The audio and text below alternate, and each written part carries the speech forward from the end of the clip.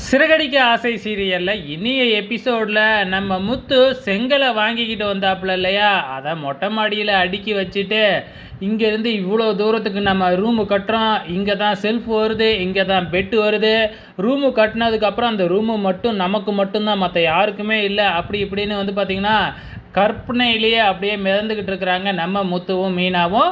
மறுநாள் காலையில் நம்ம மனோஜோட கடைக்கு ஃபோன் பண்ணவங்க வந்து பார்த்திங்கன்னா காரில் வந்து இறங்கி அங்கே இருக்கிற ப்ராடக்ட்டு நிறையா ப்ராடக்ட்டு அதுலேயும் ஏதோ வந்து பார்த்திங்கன்னா 5 6 அப்படின்னு வந்து பார்த்திங்கன்னா ஏதோ நிறையா வாங்குகிற மாதிரி வாங்குகிறாங்க. மனோஜுக்கு பயங்கர சந்தோஷம்.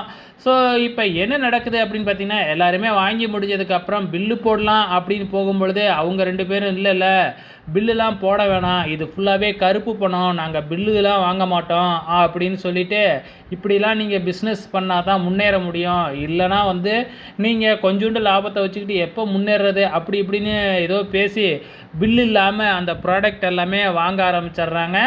பணமும் கேஷாகவே கொடுத்துட்றாங்க. ஆனால் அது எல்லாமே கள்ள நோட்டு. ஸோ நாளைக்கு தான் நமக்கு தெரிய போகுது அது என்னன்னு. ஸோ இப்போ மனோஜும் ரொம்ப சந்தோஷமாக வந்து பார்த்திங்கன்னா அந்த கள்ள நோட்டை வாங்கி வச்சுக்கிட்டு எல்லா ப்ராடக்ட்டையும் அவங்க வண்டியிலே ஏற்றி அனுப்பிச்சி விட்டு பயங்கர சந்தோஷத்துலேயும் குஷியிலையும் இருக்கிறாப்புல. ஸோ பெரிய பிரச்சனையெல்லாம் மாட்ட போகிறாரு அப்படிங்கிறது நல்லாவே தெரிஞ்சு போச்சு. இங்கே வீட்டை காமிக்கிறாங்க. நம்ம ப்ரொமோவில் பார்த்தது தாங்க. நம்ம ஸ்ருதிக்கு வந்து நம்ம விஜய் நம்ம ரவி வந்து பார்த்திங்கன்னா காலை அமுக்கி விட்டுட்டு நெகை போலீஸெல்லாம் பாட்டு விட்றாங்க.